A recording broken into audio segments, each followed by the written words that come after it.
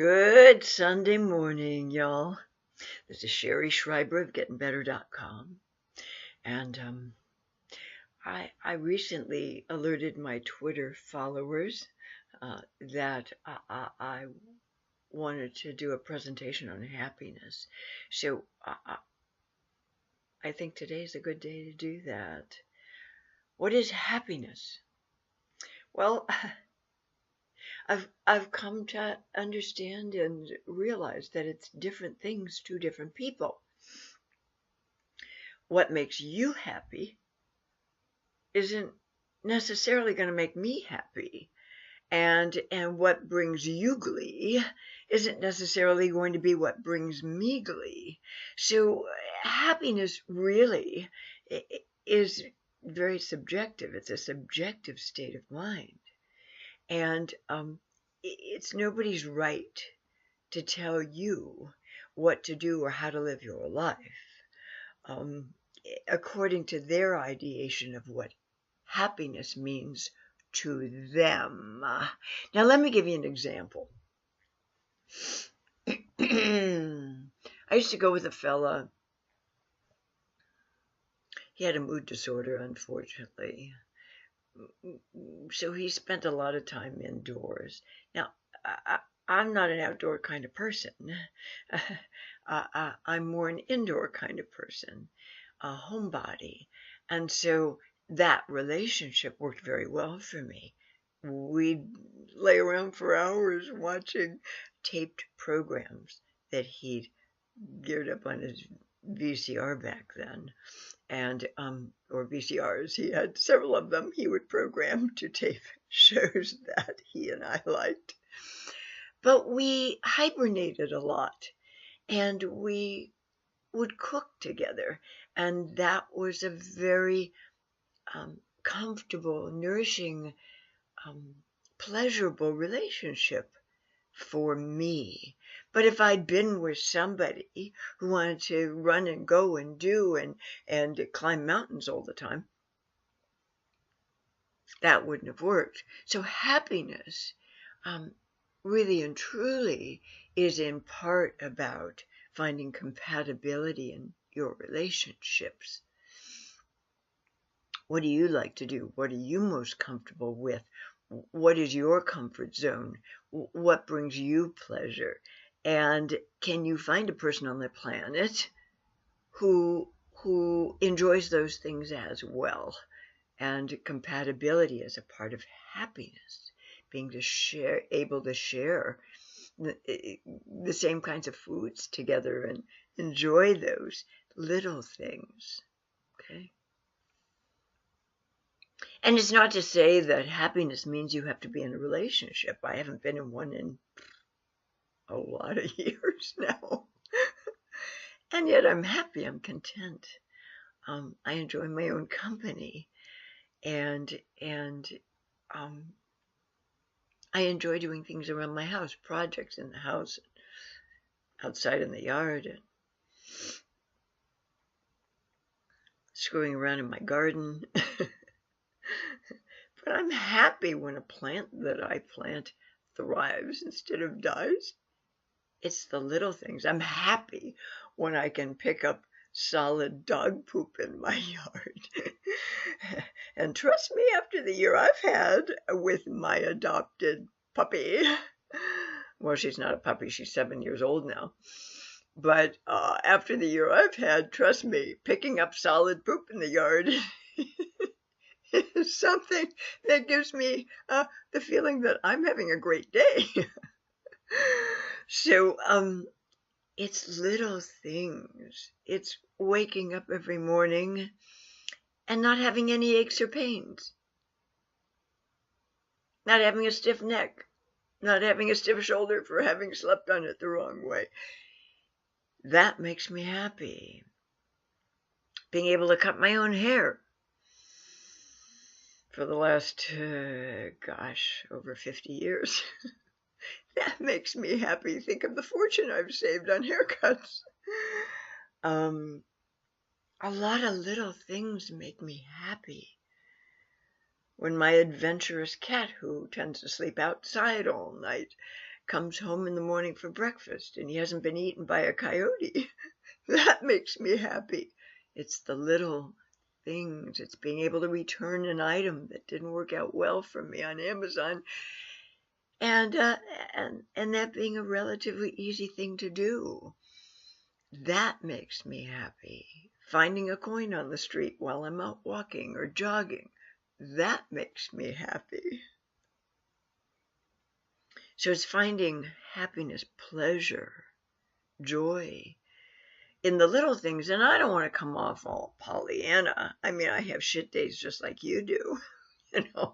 I have setbacks in life just like you do. And I roll with the punches, and I can feel sad, I can feel upset, I can feel angry, and indulge myself in those emotions. But overall, I live with feelings of inner peace, contentment, joy. You might have noticed in some of my videos with you, there's a joyfulness that emanates from deep inside of me. It's not put on. You can't fake that stuff. I think part of my happiness has involved not taking anything for granted. Not taking anything for granted.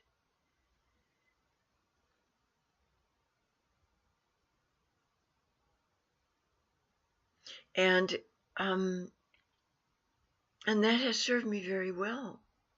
If somebody loves me, I don't take for granted they're going to love me forever. If I've formed a solid, nourishing bond with another person, it doesn't mean I'm going to feel that way forever. My hope is that I will. But the longer you know somebody and the deeper that bond goes, the more you find out about them.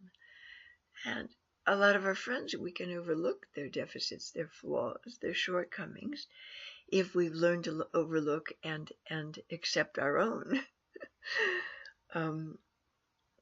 But friendships don't necessarily last forever, contrary to popular belief.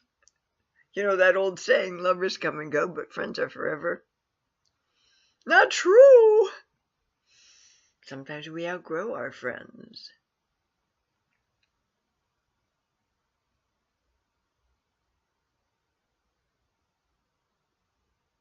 So happiness is different for everybody. You may be a person who does well with daily stress. That's what drives you. That's what keeps you active. Maybe what keeps you active keeps you from experiencing darker emotions. You need that kind of life to keep darker feelings at bay. Maybe that's what makes you happy. I've had girlfriends and / colleagues that I swear to God, these women would live their life like their hair is on fire. They'd run like their hair was on fire. I put this in my book, Do You Love to Be Needed or Need to Be Loved? I talk about this kind of individual. I call them busybodies. That are really good at running from their feelings. If I followed one of those people around for just 48 hours, you'd have to hospitalize me. I can't live with that level of stress in my life or busyness. I really can't. I need a lot of downtime, relaxation time, battery recharging time. That's what's important to me. I watch a tremendous amount of television. That's my primary form of entertainment. I don't have to run out to concerts. I don't have to engage in all kinds of activities. I don't need that in my world to make me happy. Some people do. That's okay. That's their prerogative. If that's what makes them happy, that's great. But it probably wouldn't be the kind of person that I'd want to settle down with. Someone always running and doing and going. Happiness It's subjective.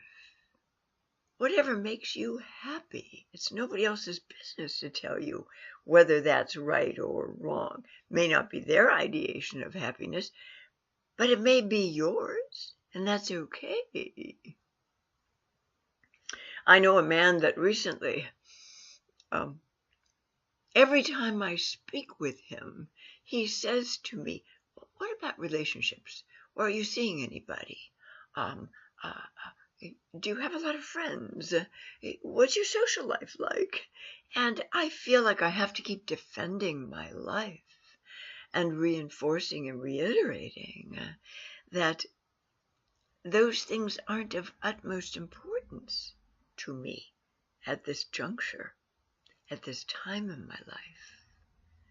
And yet here it comes around the bend again. Every time I talk with him, he asks me the same questions. It gets tedious.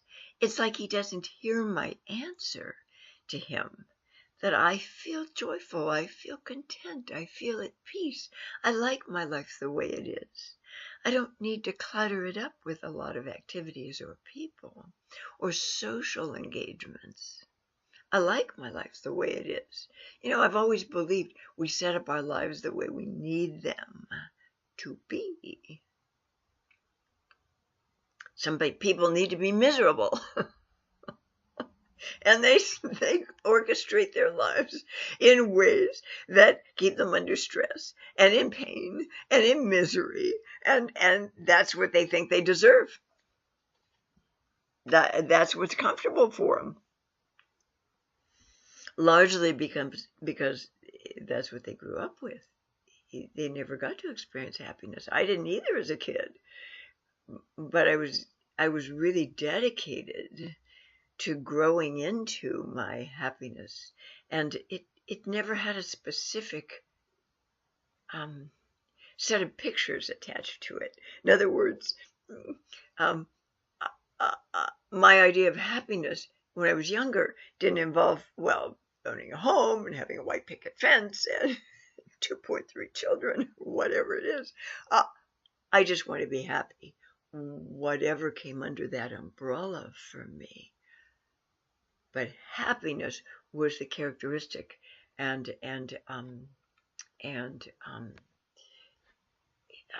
I guess element that I wanted at my baseline. So whatever came attached to that picture along the way was fine with me, but I didn't have a specific idea like I want to be married someday to a wealthy guy and live in a castle. That was never my ideation about happiness.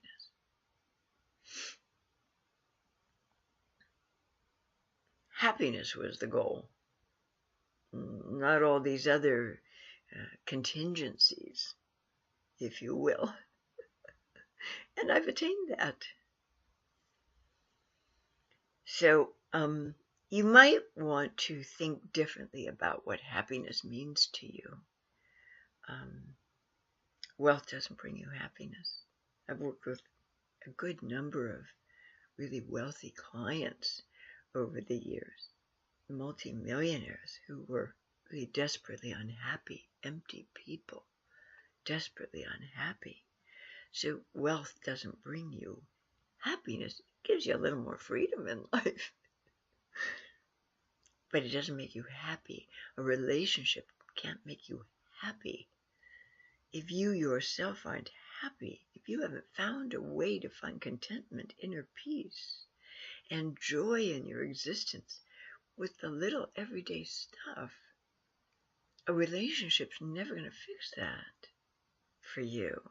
Oh, it'll be novel for a while.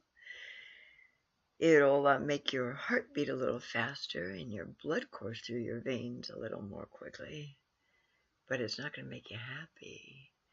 And if at your baseline you're not happy, if you haven't found a way to find that for yourself in your everyday existence, nobody in the world is going to change that for you. You think it will, but it won't. I'm reminded that during my dating career, I never asked a man what he did for a living. Never.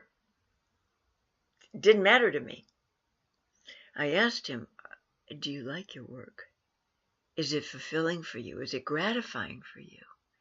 Because I was wise enough to know as a young woman that if a man wasn't happy in his work, he wasn't going to be a happy man. Now, I might distract him from that unhappiness for a little while, but ultimately I was going to have an unhappy dude on my hands.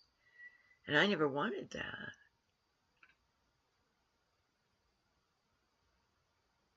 Nobody taught me these things. I just learned them along my life path. I asked a lot of important questions along my life path to figure out what made the world work, what made me tick, what stopped me from ticking. I've rarely been bored. I've been figuring myself out for a lot of years. And not analyzing myself, not analyzing my feelings, but coming to gain an intimate understanding about me, who I am and who I'm not, and accepting all of that, and getting to a place of inner peace about all of that. That has made me happy. And I think when you can intimately understand yourself, it really gives you an advantage in context of understanding others pretty intimately. And I think that was the secret to my success during the years that I was working, because I could read people very quickly and very easily. I'm happy about that. So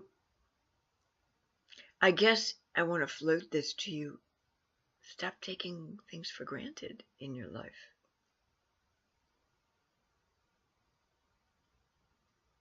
If you like sunny days, be happy and joyous when they come around. If you like rainy days, be happy and joyous when you get to experience that weather condition. Look at the little things in your life you can be grateful for and not take for granted. When my animals are healthy, I'm happy. My dog doesn't have any physical problems. I'm happy. It may sound silly to you, but I think that may be the difference between me and you. I live a very simple life, and it's a happy one.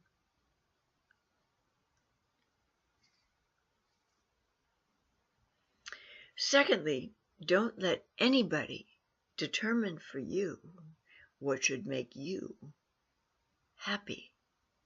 Determine for yourself what gives you pleasure, what gives you joy, what gives you relaxation,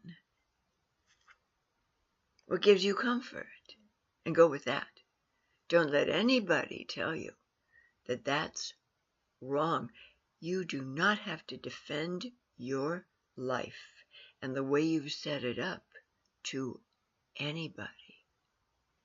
If being coupled makes you happy, if you're comfortable with the set of compromises, and I have a video on this, by the way, that you have to make as a coupled entity, be happy with that. If you're more comfortable with the compromises you have to make as a single entity, be happy about that. Because there is no panacea. We are not all cut with the same cookie cutter. We come in different shapes and sizes. We have different needs and priorities in this lifetime. Honor that. Respect that. Don't let anybody tell you how to live your life, or that their idea of happiness is what you should have to accommodate. Because that's narcissistic. Really, it is. So if you're going to look for a relationship experience, look for compatibility. If you like to hibernate a lot, great. Find somebody who likes to hibernate a lot. You have that in common. If you like to run and do and climb mountains and be active and go to the gym every day and work your butt off, find somebody who's into that. But compatibility is so very important, and be compatible with yourself. Don't make yourself wrong for anything. Don't make yourself wrong for watching too much TV. If that's what makes you happy, if that's what gives you joy and contentment, that's just fine. I hope this has been somewhat educational to you today. And goodbye for now.